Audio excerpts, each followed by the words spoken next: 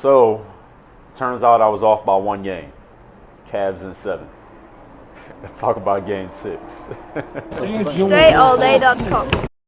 What's up, everybody? Dre Baldwin, DreAllDay.com. 12:03 a.m. Seems to be the same time every time we do this. Y'all saw Game 6. I saw Game 6. Everybody saw Game 6. So let's see. Let's go back. Let's go back a couple weeks. After Game 1, it was the Warriors going to sweep them. It's Warriors in 5. After Game 2, it's the Warriors going to sweep them. Cavs can't compete. Kyrie not better than Steph Curry. LeBron James not the best player in the world. There's a reason the Warriors got even better from last year. You're not giving them credit. Yeah, the Cavs got their 2 guys back that was injured last year. But with the guys that they got this year, the Warriors got better too. Nobody's even pointing that out. The Warriors can't be beaten at home. The Warriors are the best team out there. It was a whole lot of Warriors fans out there. It was a whole lot of Warriors fans running around on the planet after Game 1 and Game 2. And I think some of you are still Warriors fans because they didn't lose yet. They still the defending champs as of this moment. Nobody said this series was going 7 after the first 2 games. Maybe there were like 1 or 2 of you Cavs fans out there who actually had some faith. I even had Cavs fans coming into the comments of the YouTube comments after Game 1 and Game 2, like, man, we not winning. We can't compete. I'm a Cavs fan. I'm from Cleveland. I love LeBron, but we can't compete. The Warriors going to win in 5. The Warriors going to win in 6. I don't know why these people didn't just want to stick with their team. If that's your team, I mean, I don't even have a team, but damn, if that's your team, if I had a team, I'm going to stick with my team until they lose. Even if they down 3-0, I'm going to still stick with my team. But nobody wanted to stick with the Cavs. A whole bunch of people decided the Warriors was going to just kill the Cavs and it wasn't going to be a series. Nobody predicted this series was going to go 7. Nobody. I didn't even predict the series was going to go 7. I thought the Cavs were going to win in 6. They couldn't have won in 6 because they was down 3-1. But now we are. Game 6 just got played. We are headed to a Game 7. We got several things to talk about based on this game that we just saw. So let's get right into it. A few days ago, after I did the review of like Game 4 or Game 5, one of those games, somebody left a comment on the video and they was like, Dre, you always start the video talking about LeBron James. Why don't you give the Golden State Warriors some credit? All right, so you know what I'm going to do? After what we just saw in Game 6, I'm going to start this video talking about LeBron James. LeBron James is the best basketball player alive. I said this before the series.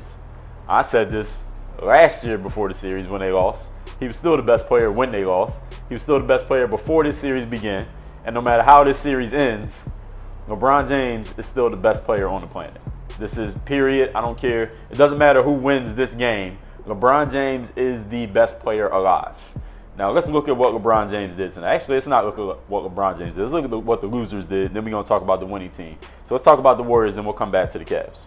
We're going to talk objectively what happened in the game, then subjectively what I saw and what I think is going to happen moving forward. Because there's some on the court and off the court stuff we need to talk about. Number 1, the Golden State Warriors. Just looking down their roster, they got absolutely nothing from anybody on their team outside of Leandro Barbosa scoring-wise. Scoring-wise, Barbosa scored 14. I just met a girl who's from Brazil today, too. And they got Varejao and Barbosa, both from Brazil, on the same team. Barbosa had 14 points. Steph Curry had 30. Klay Thompson had 25. Klay was 3 for 10 from deep. He was 9 for 21. So he basically took the game that Steph had in Game 5, and he had it in Game 6. Because he had a nice, an impressive point total, but his shooting percentages and everything else he did outside of scoring, Klay Thompson did absolutely nothing outside of scoring. He had 4 turnovers. 4 turnovers, 1 block, 2 steals, 1 assist, 3 rebounds. 4 of 7 from the foul line, 3 for 10 from deep, 9 for 21 from the floor. Klay didn't have a good game. He scored a nice, like that number looks good. If you could just go tell your friends, like, yo, I had 25, it looks good. But he didn't really do much. Steph Curry had 30. Obviously, he fouled out. We know about that. 8 of 9 from the free throw line, 6 of 13 from deep. He had a pretty good scoring game. He had 2 rebounds, 1 assist, 1 steal. I mean, he ain't do shit other than score. But at scoring, he was doing pretty good. He scored 30. I mean, you score 30 points, you're going to get some fanfare. Draymond Green only had 8 points. Now, he's not a big-time scorer. Draymond Green, 8 points, fine, whatever. He did grab 6 boards. He had 6 assists. He had 5 fouls himself, but he did fill the stat sheet. That's what Draymond Green does. He gets those assists, he gets the rebounds, and he gets the points. So if he gets over double figures in points, that's just a bonus for their team. He can make shots, but he ain't really been making many shots in the NBA Finals. 0 for 2 from deep. Andre Iguodala, they were saying that he had some back problems, lower back strain. Any of you ever tried to play basketball with your lower back hurting know that it's damn near impossible. You can't jump, you can't run, you can't get low, you can't explode because all of that stuff originates from the lower back. So you realize when you get an injury like that in the lower back playing basketball, you realize how many different movements required in the game of basketball incorporate the lower back. Basically everything you do incorporates the lower back. You can't even shoot the right way because you can't jump. You can't load your body up because you're not getting the power from your lower back. You realize how much that matters when you can't get up in the air. So Andre Iguodala with a lower back issue, whatever that is, hopefully he gets that resolved within the next, they got 3 days before the next game, or 2 off days, and then the 3rd day is the next game. So hopefully Iguodala can get himself wherever he needs to get himself to be ready to play in Game 7, because they're going to need something from him. They got nothing from Iguodala today. 3 assists, 4 rebounds, 5 points, but he was kind of like a foot soldier. He was like a ghost on the court because it was obvious he couldn't do anything. So even if he had a chance to make a play like a rebound or a pass or play good D, he couldn't really do it because he couldn't really move. And again, you realize how many things originate or incorporate your lower back when you can't do shit because your lower back is hurting. Even reaching out to try to swipe the ball, you can't do it when your lower back's hurting, at least not as well as you would do it. All right, so the Cleveland Cavaliers side. Let's start at the bottom, then we'll work our way up. Off the bench for the Cleveland Cavaliers, they got absolutely zero, zilch, nothing. Matthew Dellavedova made a 3-pointer in garbage time. Dante Jones came in and scored 5 points. One of those buckets, he got an M1. That did actually matter. That point that he got, it did actually matter. LeBron hit him with a pass, and he got the foul and made the bucket. And he's one of those high-energy, bring-it guys. He's one of those guys that just bring it energy-wise, mentally every night. Similar to Richard Jefferson. Physically, they're not really going to give you a lot, but they bring it energy-wise, mentally. Shumpert, I think, can do that, but he's been kind of helter-skelter in the finals, kind of out of control. I think he's been trying a little bit too much. He played 14 minutes, Iman Shumpert. Shot 2 shots, didn't make either one. He had 4 fouls, 1 turnover, and 1 rebound. That's all he did. And he missed 2 threes. His only 2 shots was threes. He missed both of them. Iman Shumpert has been seriously ineffective in the finals for the Cavs. I thought he was more of a contributor than he's appeared to be in these playoffs. I thought he was more of a contributor. I thought him and JR was kind of close to equals, but obviously J.R. Smith has way more offensive game than Iman Shumpert. I think Iman's a better defender, a more alert defender. But with the minus that he's been offensively, you can't even put him on the court for the most part. Mo Williams came in 5 minutes. He made a couple shots. Richard Jefferson had 3 points. Now, Richard Jefferson brings that energy. So he did grab 6 boards, had 2 steals, had 1 assist. And he brings the mental energy. He kind of brings the mental energy for his team, for the Cavs, in a way. I'm not putting him on the same level that Draymond does for the Warriors. It's definitely not even close to the same level, but somewhat like that. He's like the veteran, the old guy, OG type presence, even though he's not an all-star on that team, but he kind of brings it in that way. And Dante Jones can bring it in spurts again the same way. In the starting lineup, Kevin Love, the ghost of Kevin Love, played 11 minutes, had 7 points, made some free throws, had 6 foul shots, 2 assists. Kevin Love ain't do nothing. Let's just put it that way. Based on what we expect out of Kevin Love did nothing. He's a ghost right now for this team. But guess what? They only got to win 1 more game, and Kevin Love gets the championship ring, whether he scored 1,000,000 points or he scored 0 points. Tristan Thompson had a fantastic game. J.R. Smith, 14 points, made 4 of his 10 threes. That's all J.R. Smith do now, shoot 3-pointers. So he made 4 out of 10 threes. He only shot 11 shots. He made the other one. I think he got a dunk, like a breakaway dunk. He had 3 steals, 3 assists, 4 rebounds. Actually a pretty good stat-stuffing game by J.R. Smith, to be honest. Tristan Thompson had a fantastic game. He made all 6 of his shots. Went to the foul line, made 3 out of 4. He's not even that great of a free throw shooter.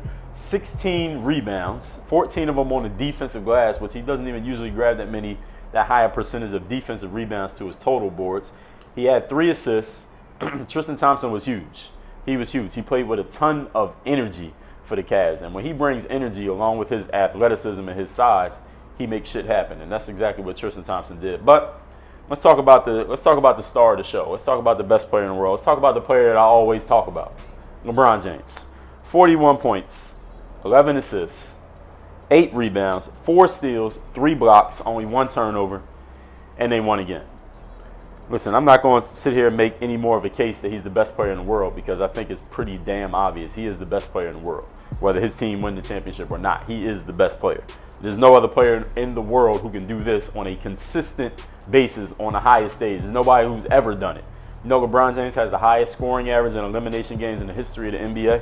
That's Michael Jordan, Allen Iverson, Kobe, Shaq, Jerry West, Wilt Chamberlain, everybody you name. In elimination games, when the team he's playing on is facing elimination, LeBron James has the highest scoring average of any team in NBA history. And then he just dropped 41 while his team is facing elimination again. 16 to 27 from the floor, so super efficient, over 50% from the floor shooting. 3 of 6 from downtown, 6 of 8 from the foul line. 4 steals, 3 blocks, only 1 turnover. He was having a ton of turnovers early in this series. The first couple games they were losing, even through the first 4 games, really, when they were down 3-1. He was having a lot of turnover issues, but he hasn't been turning the ball over now. He's been protecting that rock. I didn't mention Kyrie Irving. 23 points, 7 of 18. He didn't shoot as many shots this time. LeBron kind of took the load this time. 7 of 7 from the line for Kyrie. He filled the stat sheet.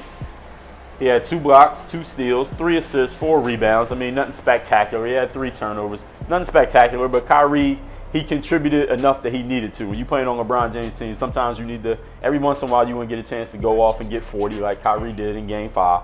But a lot of times you're going to just need to just play your role and get the hell out the way so the best player can do his thing.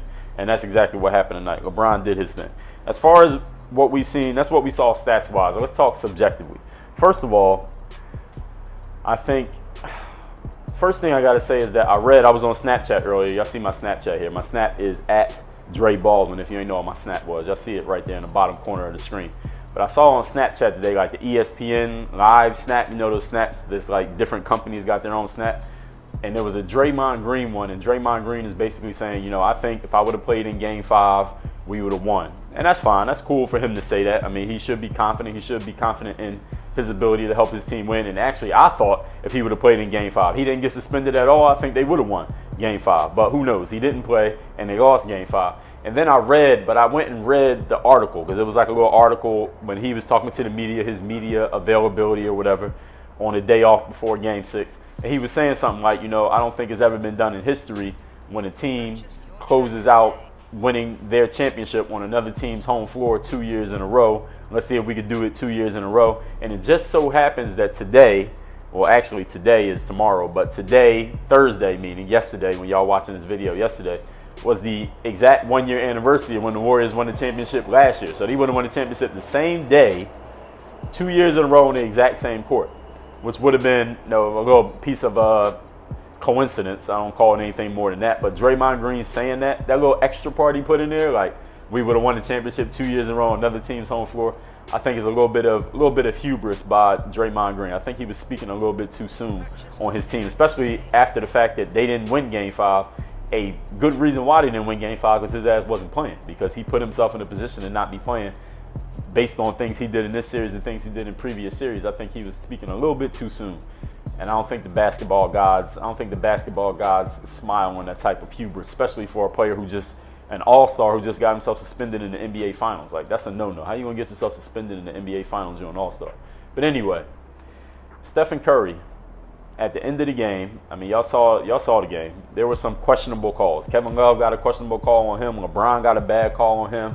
Steph looked like he had 1 or 2 bad calls on him.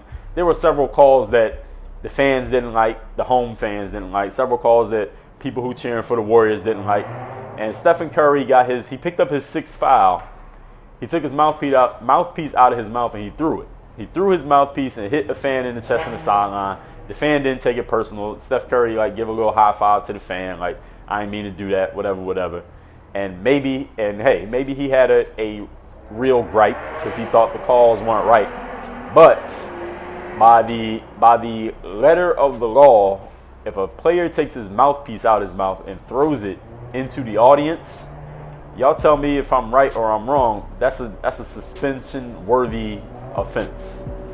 Now, knowing that this is Game 7 of the NBA Finals, maybe this is extenuating circumstances, maybe. Y'all tell me. If a player takes his mouthpiece out of his mouth and throws it, he gets suspended for a game. I think, if somebody can tell me, I'm not going to go look it up, but somebody tell me, there was a player who did that. He took his mouthpiece out of his mouth and he threw it. He didn't even throw it at a fan. He threw it on the ground real hard, and it bounced off the ground and went up in the air, and the referee threw him out the game. I think that player got suspended, whoever that player was. I remember it happening, but I don't remember who it was. If any of you know of an instance of this happening, whether that player got suspended or not, let me know in the comments. But by the letter of the law is what I'm saying. you throw your mouthpiece and hit a fan. He actually hit a fan. The thing hit the fan in the chest, like right there. You hit a fan with your mouthpiece out of frustration because you got a foul. That's a suspendable offense. Now, here, let me throw a few things out there. Number one, the question of, do I want to see Steph Curry suspended? It's not necessarily that I want to see him suspended, because I don't have no money wagered on the Cavs or the Warriors winning Game 7. I just want to see a good Game 7 between the best teams in the NBA. But I also, at the same time, I feel like if you're going to suspend a player in the middle of November for doing that, you got to suspend the player in June for doing the exact same thing. If the rule is the rule, then the rule is always the rule. That's how I feel about it. Now, the other thing is, I was on Twitter. I don't follow Steph Curry's wife, but Steph Curry's wife was like, the NBA is rigged to get ratings or money. I don't know which one it is. Whatever. Listen, she's a fan. She's cheering for the Golden State Warriors. She's married to the best player on the team. She's cheering for the Warriors. So obviously she's upset. She's not a basketball player. So we're not even going to dissect anything that a fan who has a vested interest in seeing one team win say. But since she's married to Steph Curry, I just felt like I should mention it. Now, as far as Game 7, let's say Game 7 happens, and listen, if Steph Curry is not playing in Game 7, the Warriors ain't winning. All right. If Steph Curry gets suspended for Game 7, it's going to be, first of all, one of the biggest, I don't know what you want to call it, a scandal. It's not really a scandal. One of the biggest, what's the word I'm looking for? The biggest controversies in the NBA, maybe in the last, I don't know, when was the last controversy that was this big? Since the referee, Tim Donaghy, claimed that he was fixing games to make money, betting on games that he was reffing. I think there hasn't been a controversy this big. If he gets suspended, that would be like the two-time MVP of the league playing at home for the championship. Game 7 gets suspended because he threw his mouthpiece in Game 6. That would be a huge, huge, huge controversy. And if he plays and they win, then Cavs fans could be like, yo, he threw his mouthpiece and he didn't get suspended. So I think the fact that he did it sets off it opens up a whole other can of worms, and it gives a whole bunch of media people, I guess you can call me media because this is social media, me doing this video, but writers and things like that, plenty of stuff to talk about between now and Sunday, because there is a live question right now. Does this man get suspended for throwing that mouthpiece? That's a question that the commissioner must answer, because there is a what's the word I'm looking for? I can't think of the word that I'm looking for. But anyway, y'all know what I mean. Somebody did it before. He did it. And if he don't get the same thing that guy got, if that guy got suspended, because I might be forgetting what happened. Maybe he just got a tech and got thrown out, like Steph Curry got thrown out. But if he got suspended, then Steph Curry got to get suspended. Now, let's say Steph Curry plays. All right, let's just say Steph Curry plays and we forget the whole thing and we have a Game 7. I think the Cavaliers are going to win Game 7. I think the Cleveland Cavaliers are going to win Game 7. They obviously have the momentum. They went into Golden State, albeit minus Draymond Green, and beat them on their home court. Beat them pretty soundly on their home court. Came back to Cleveland. Draymond came back, talking about if I would have played, we would have won. And it'd be great to close out the championship 2 years in a row in the same court. He spoke a little bit too soon, and then he didn't really do much to stop LeBron James. Even though he didn't do his thing offensively, Draymond, he normally doesn't do his thing, but he got 41 dropped on his head. So he can't say nothing about what happened in Game 6. So he got 41 dropped on his head. Now him, Iguodala, whoever, he's supposed to be the LeBron stopper. He called LeBron a bitch or whatever he did, punched LeBron in his dick. Whatever he did, listen, you got 41 dropped on your head. So he can't say nothing. I think the Cavaliers, or obviously the Cavaliers have the momentum. That's not I think. That's obvious. They have the momentum. They won the last 2 games. LeBron James is on one right now. I mean, LeBron James is permanently on one. I think we all had to agree with that. Whether you're a fan of LeBron or not, you got to agree that God fucking delivers every night. He delivers every night. He's been doing it for a long time. And he does it at a higher level than anybody else. And now he's feeling confident. He's not turning the ball over like he used to. He's not missing jump shots. And he's not afraid to shoot his jump shot. He's actually making those jump shots. His team has won 2 games in a row. He even had a moment to talk some shit to Steph Curry after he blocked his shot in this game. LeBron James ain't even a trash talker like that. He was looking at Steph Curry and talked some shit to him. And you can't really talk shit to somebody in the NBA now. You get called for a tech. They didn't kind of took the bite out of the game. But y'all get the point. Y'all know what I mean. Y'all saw it. Y'all saw the game. I ain't got to explain the shit. Golden State Warriors. The player that is going to be most critical to the Warriors winning Game 7 is Klay Thompson. Klay Thompson obviously got a flamethrower for a right arm. That guy can shoot the hell out of that ball. And with J.R. Smith guarding him, you never know what you're going to get out of J.R. Smith. I've said this how many times in this series. J.R. Smith had a good game for his standards for Cleveland in Game 6. Is he going to have that good of a game in Game 7? We don't know. Is Klay Thompson going to go 3 for 10 on threes again? We don't know. Is J.R. Smith going to make some terrible plays on D? He made some bad plays on defense in Game 6. He just got away with them. Like jumping at shooters, losing his guy around the screen, Klay Thompson getting away from him on the screen and hitting the three. Like stuff that you're supposed to know about. Listen to the scouting report. This is not skill-wise errors. I'm not talking about skill errors like you just can't jump high enough. I'm talking about mental errors like you playing the wrong way, making the wrong move, going in the wrong direction, losing your man and let your man hit a three. If you would have followed the scouting report, he wouldn't have been open for that shot. Those are the type of mistakes J.R. Smith makes. And is he going to make those mistakes in Game 7? I think you could bet some good money that he's going to make some of them. I ain't betting no money, but I already told y'all about J.R. Smith. You do not bet on that man, good or bad. So if you're a Cavs fan, don't be happy that J.R. Smith had a good game tonight, because that might mean he's going to have a bad game on Sunday. It might mean that's exactly what he's going to do on Sunday. Now, if you're a Warriors fan, you might be happy. But again, you never know. It's Game 7. Who the hell knows what J.R. Smith is going to do? All right, just don't bet no money on that. Now, you know what Klay Thompson's going to get his shots. And is he going to miss them again like he did in Game 6? I think he'll make more than he made tonight. LeBron James is going to do LeBron James things because he's LeBron James. Kyrie Irving, they need 20 plus out of Kyrie. I think the Cavs are going to need 25, 30 out of Kyrie in Game 7. Kevin Love, maybe. Maybe we can get 10 to 15 out of Kevin Love. We as basketball fans. Kevin Love is an all-star, or at least he has been an all-star. I want to get 10 to 15 out of Kevin Love. I want him to be a serviceable player on the court, whether they win or lose. Steph Curry's going to get you. I say Steph Curry got to get you. He's going to get you, I say 18 to 30 points Steph Curry is going to get you normal night. If he has 18, I think the Cavs win. If he has 30, that puts the Warriors in play to win. Now, you're going to need another 25, 30 from Klay, and you're going to need somebody else on that roster to give you something, whether it's Barbosa getting 18, 20 points. Maybe Sean Livingston finds that mid-range J again. I don't know where that's been. He ain't really had it the last couple games. That one game, he was killing him. Game 1, he was killing him. And a couple other games, he was making them. Iguodala, who knows what's up with his back. Is Draymond Green going to show up? Is Draymond Green and talked his way into the media cheering for him, or a lot of Warriors fans cheering for him during Game 5 that he didn't play. Punched his way in getting suspended for Game 5. Talked shit before Game 6. Didn't back it up. Got 41 put on his head. What is he going to do in Game 7? I don't know. We don't know what Draymond's going to do in Game 7. Even though I know Draymond's a solid, good all-star player, he's going against the best player on the planet. Definitely the best player on the Cavs. Who's going to show up? I know LeBron James is going to show up. We all know LeBron's going to show up. We need LeBron to show up for it to be a good game. My pick is the Cleveland Cavaliers are going to go into Oracle Arena and win Game 7 on the road.